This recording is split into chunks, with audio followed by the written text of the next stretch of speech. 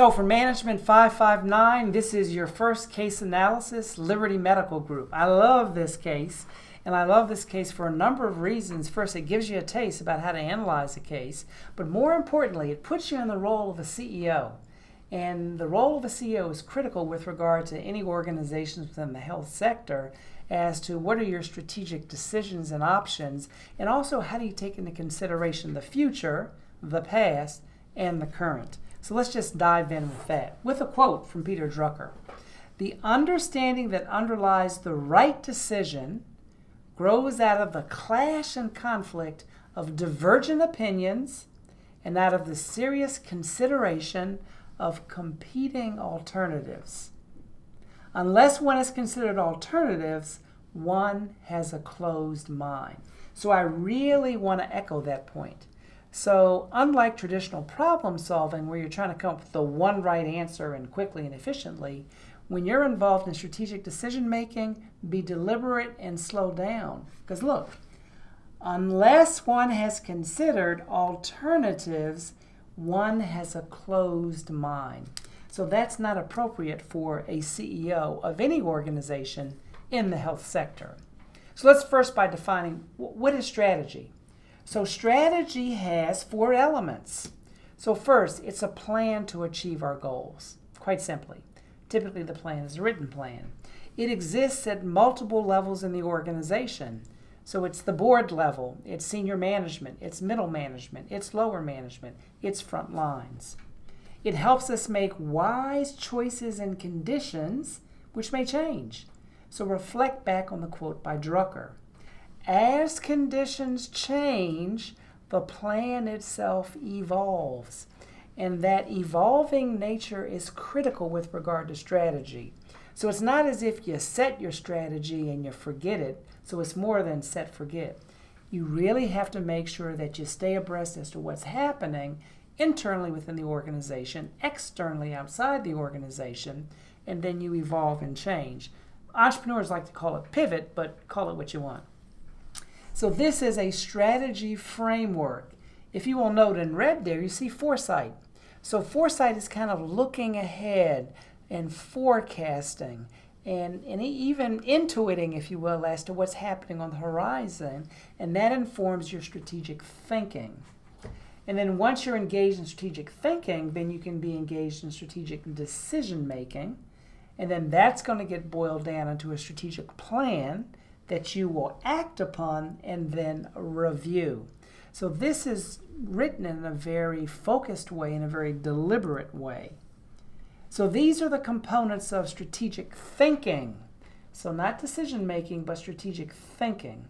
So I'm not going to go through all of them, but I'd like you to pay attention and take a look at each one of these.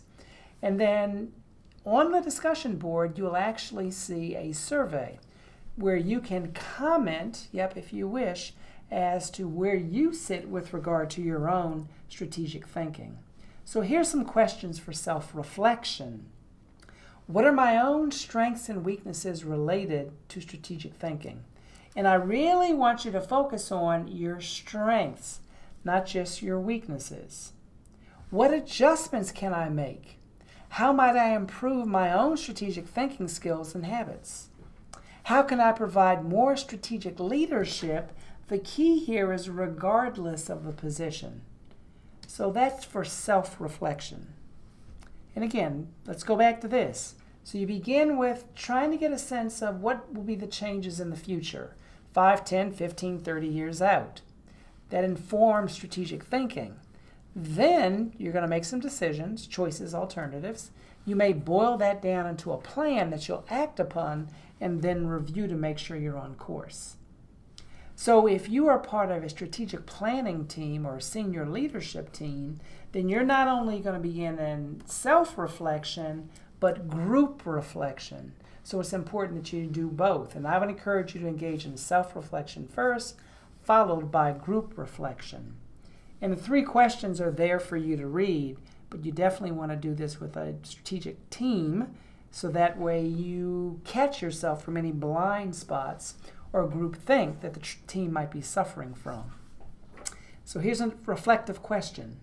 How did I think strategically before making a decision in the case which you read, Liberty Medical Group.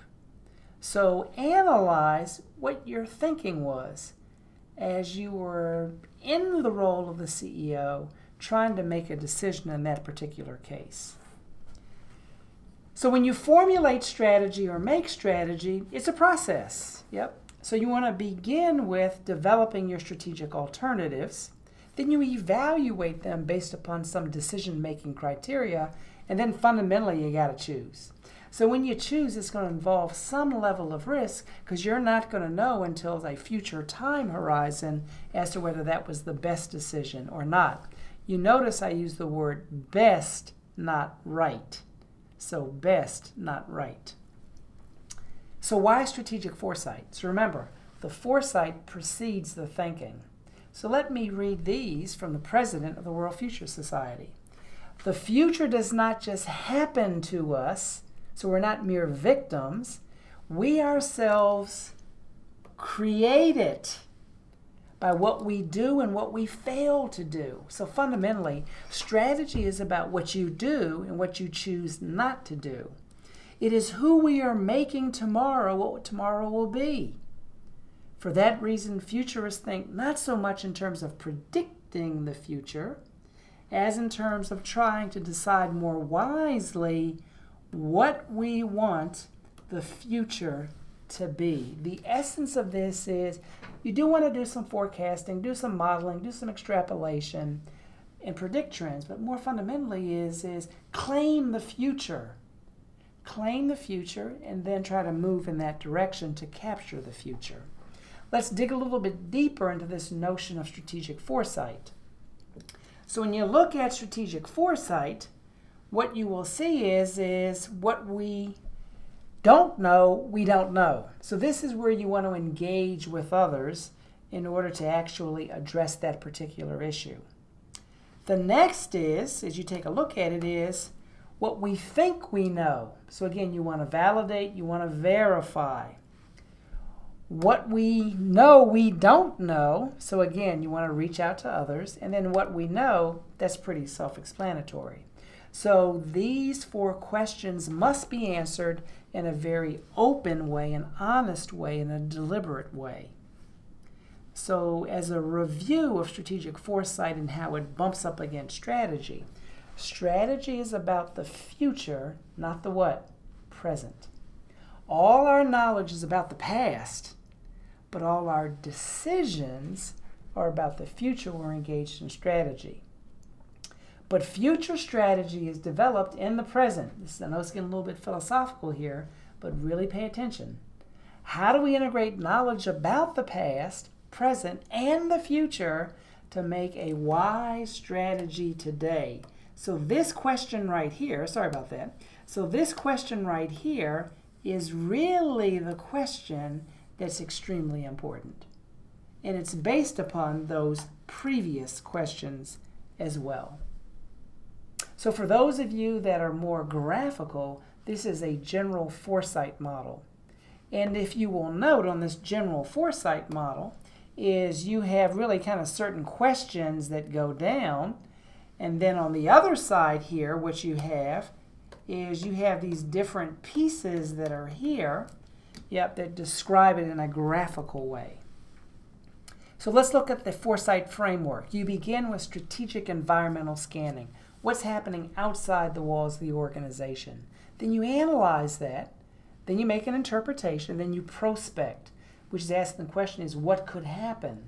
But not only what could happen is what do we want to happen based upon what we know. So here's a question from the case. Liberty Medical Group. In your opinion, did Dr. Townsend strategically scan the external environment? Was he myopic and inwardly focused, or did he really scan as what's happening in the marketplace? What's happening with consumer trends? So I think he did a reasonably good job of scanning externally, but I want to hear from you. What did he do? So again, going back to the case, what type of strategic decision did Dr. Townsend make?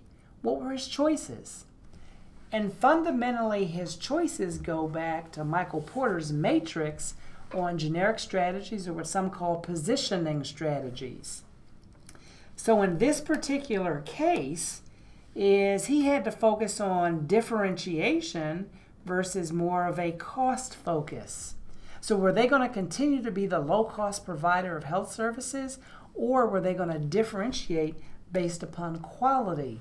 So he was going back and forth between those. So when you think about strategic thinking, there's a hierarchy of strategic decisions and alternatives that have to be made. So if you note here, I'm going to begin with directional strategies. So those are the directional strategies. So it's your mission, your vision, your values, and your goals. Then you have adaptive strategies. What are you adapting to? You're adapting to changes in the marketplace based upon environmental scanning. So you can expand your scope, or you can contract your scope, or you can maintain your scope. And then you have market entry strategies, again, based upon environmental scanning. So you can do that through purchasing. So think about mergers and acquisitions. You can do that through cooperation, or you can do that through development. Then you have competitive strategies. So you can do that through your strategic posture. You can do that through positioning as well as your market segment. And the market segment piece takes us back to Porter. So what's your market segment? And then you finally have implementation strategies. So how will you deliver your services? What will be your support processes? And what are the action plans that units and leaders and managers and employees have to take? So that's the hierarchy of strategic decisions. So once you've made those strategic decisions, then you have to allocate strategic resources to realize what you want strategically.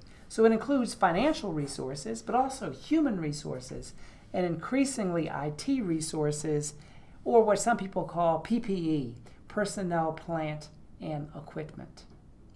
A strategy that cannot be evaluated in terms of whether or not it's being achieved is simply not a viable or even useful strategy. So it's critical, regardless of the decision that Dr. Townsend made, is to evaluate, are they actually achieving that particular strategy or not, through the mechanism called strategic control or a dashboard. That's critically important. So hopefully, after reading this case and watching this particular presentation, you have a better sense of strategic decision making and the types of strategic decisions which are built upon with regard to a hierarchy. Thank you very much.